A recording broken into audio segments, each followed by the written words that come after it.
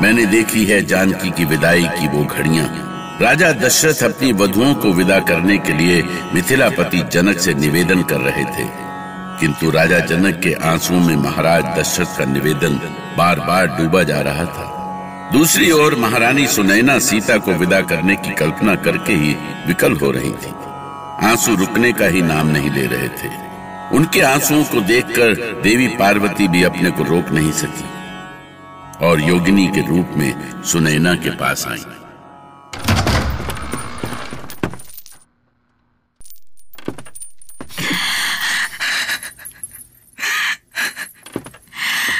जो एक पल के लिए भी मेरी आंखों से दूर नहीं हुई, उस बेटी के बिना मैं कैसे जी सकूंगी, जिसे देखकर मैं सब कुछ भूल जाती हूँ।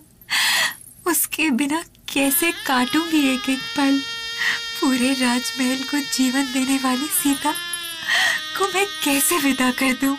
आप ही बताएं, सीता के बिना ये पहाड़ सा जीवन कैसे कटेगा?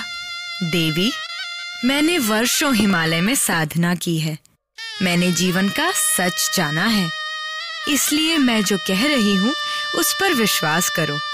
आपने अब तक जो भी किया है सीता की प्रसन्नता के लिए ही तो किया है। कितने बड़े अरमान थे आपके कि सीता किसी अच्छे कुल में ब्याही जाए, उसका एक सुंदर सुखी परिवार हो, और जब आज वो शुभ घड़ी आ गई है तो फिर ये मोह कैसा? मैं जानती हूँ देवी, पर मैं कोई योगिनी नहीं, एक माँ हूँ, और मैं इस माँ के मन को कैसे समझाऊं? ये माँ का मन कुछ समझने को तैयार नहीं है देवी। सीता को विदा करके जब आप उसे राम के साथ प्रसन्न देखेंगी तो आपका ये दुख सुख में बदल जाएगा। और फिर ममता का सच तो यही है ना सुनैना?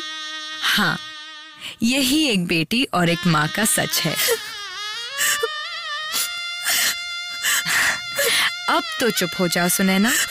देखो सीता को, आपको देखकर उसकी क्या दशा हुई है।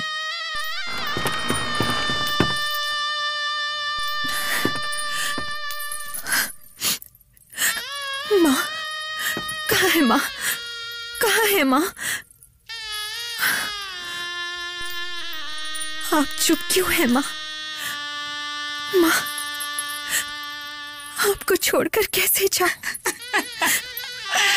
बेटी, संसार की यही रीति है। बेटियों के लिए तो ससुराल ही अंतिम सच है। अब किसके पास दौड़ दौड़ कर आऊंगी माँ? किसके आंचल में सर रखूंगी? किससे करूंगी अपने मन की बातें? पिताजी भी नहीं दिखेंगे जो भागती हुई उनके पास पहुंच जाऊं।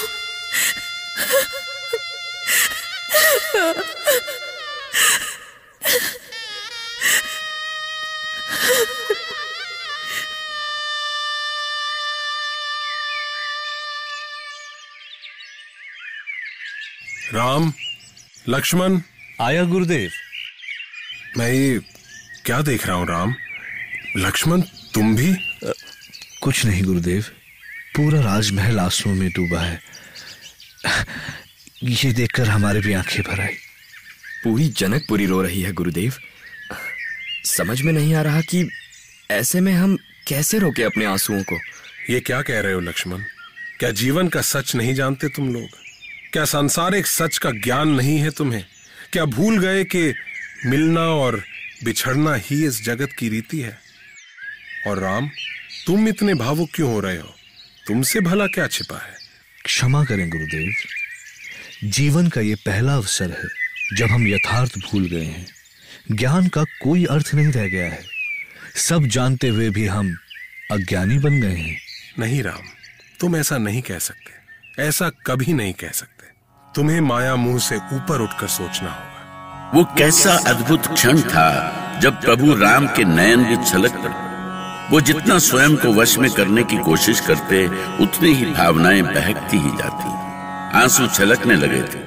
मैं जो संसार की सारी घटनाओं में तटस्थ हूँ, हर शुभ अशुभ से परे हूँ, दुख दर्द और माया मोह से अलग हूँ, स्वयं मैं भी भावना से भर गया। यही नहीं, उनकी ये दशा देखकर देव ऋषि नारद भी आश्चर्य से भर गए कि स्वयं श्री हरि के अवतार प्रभु श्री राम भी ऐसे भावुक हो गए हैं। नारायण नारायण, ये कैसी लीला है देवाधिदेव। श्री हरि के अवतार श्री राम को भी माया से मुक्त होने में कष्ट हो रहा है। ये तो स्वाभाविक है देवर्षि, इसमें आपको आश्चर्य क्यों हो रहा है? इसलिए महादेव कि राम तो सब कुछ जानते हैं, वो तो स्वयं भगवान हैं। जो वो चाहते हैं वो ही होता है। तो भला कौन सा ऐसा सच है जिसका ज्ञान उन्हें नहीं है? कभी कभी ज्ञानी भी अज्ञानी हो जाता है देवर्षि। नारायण नारायण, ये रहस्य तो आप ही समझ सकते हैं प्रभु। इसमें कोई रहस्य नहीं है देवर्षि। राम ने मानव रूप में अवतार लिया है और उन्हें वो सारी लीलाएं करनी हैं जो भूलोक में होनी चाहिए। इसका अर्थ ये हुआ कि श्री राम का विवाह भी एक लीला ही है प्रभु। श्री राम को भूलोक में जो लीला करनी है उसके लिए ये विवाह एक माध्यम है देवर्षि। तो क्या देवी सीता के माध्यम से ही श्री राम अपने श्री हरि रूप को साकार कर सकेंगे देवर्षि। नारायण नारायण, आप धन्य है प्रभु, आपने मेरी आंखें खोल दी। अब मैं मिथिला में श्री राम की अद्भुत लीला का आनंद लेने के लिए जा रहा हूँ। मुझे आज्ञा दे प्रभु। नारायण नारायण। अब हमें प्रस्थान की आज्ञा दीजिए महाराज जनक। कैसे आज्ञा दे दूं महाराज दशरथ, कैसे दे दूं आज्ञा? देखिए, महल के कोने कोने से हर ओर सिसकियां ही सुनाई दे रही हैं। भावनाएं वश में नहीं है। जैसे कलेजा बाहर निकल आएगा। ऐसे में आप ही कहिए, मैं कैसे आज्ञा दे दूं आपको? आप मुझे पराया ना समझे महाराज जनक। आपकी पुत्रियां कहने को हमारी वधुएं हैं, पर उन्हें हम पुत्रियों का प्यार देंगे। इन्हें अयोध्या में कोई कष्ट नहीं होगा। जानता हूं महाराज, जानता हूं, पर मैं उनके कष्ट की बात नहीं कर रहा हूं महाराज। सच तो ये है कि हम इनके बिना नहीं रह पाएंगे। सीता तो हमारे जीवन का आधार रही है। हमारा हृदय भी उसे देखकर ही धड़कता है। आज उसे जाता देखकर लग रहा है जैसे हमारी सांसें छिन रही हों हमसे। मैं तो यही कह सकता हूं कि आप जब भी चाहें इनसे मिलें। इन्हें भी खुशी होगी और मुझे भी। देखिए, पालकियां तैयार हैं, अब आप विलंब ना करें। मैं बारात बढ़ाने का आदेश दे रहा हूं महाराज। शुभ घड़ी निकली जा रही है। मंत्रीवर सुमंत, बारात को चलने के लिए कहिए। और फिर आंसुओं की गंगा को पीछे छोड़ते हुए बारात चल पड़ी। ऐसा लगा जैसे भावनाओं के सागर पर कोई विशाल समुद्री बेड़ा चला जा रहा है। गाजे बाजे बज उठे, चली बारात प्रभु राम की।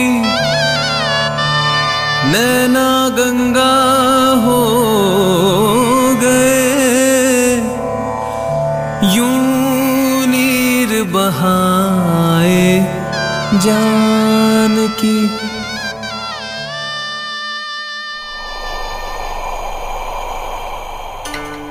देवी पार्वती, अब आप क्या सोच रही हैं? अब तो बारात जनकपुर से अयोध्या के लिए निकल चुकी है। मैं उस घड़ी को भूल ही नहीं पा रही हूँ स्वामी। जानकी को विदा होते देखकर सारी मिथिला कैसे रो रही थी, जैसे उनकी स्वयं की बेटी विदा हो रही हो। सुख और दुख मानव जीवन के सामान्य चक्र हैं देवी, और फिर विदाई का दुख तो क्षणिक है। राम और सीता का मिलन तो जन्मों जन्मों का है। अब आप अयोध्या में देखें, कैसी प्रसन्नता है हर ओर। कैसा अद्भुत स्वागत हो रहा है बारात का। सारा अयोध्या जैसे रास्ते पे उतर आया है। आरतियों की थालियां लिए नर नारी वधुओं के स्वागत करने के लिए रास्ते के दोनों ओर खड़े हैं। देखिए, राजमाताएं आरती की थाल लिए कितनी प्रसन्न दिख रही हैं।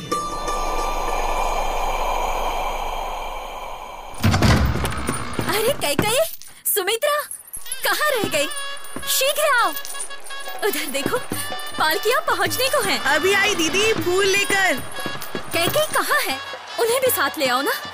ये दृश्य फिर जीवन भर देखने को नहीं मिलेगा। मैं यहाँ हूँ दीदी, झरोखे पर पालकी की राह देख रही हूँ। देखिए ना, महल के बाहर पूरी अयोध्या कैसी नाच कर रही है। लो, पालकियाँ भी आ गई। कितनी देर करोगी? जल्दी नीचे आओ। अपने बेटों की बारातें आती देखकर माओ का मन मोर जैसा मगन नाच उठा। कैसा अद्भुत क्षण था। अयोध्या के आकाश पर बादल घूम रहे थे, ठंडी हवाएं चलने लगी थी, पक्षी चहचहाने लगे थे, लोग मगन होकर नाच गा रहे थे, जैसे सारी सृष्टि उत्सव मना रही हो। सीता राम के विवाह का उत्सव। राम विदा कर लाए सिया, मगन दिशाए आठ, झांझ मंजीरा बाज रहा, झांझ मंजीरा बाज रहा, मन मोर भयो मुस्कात। रामायण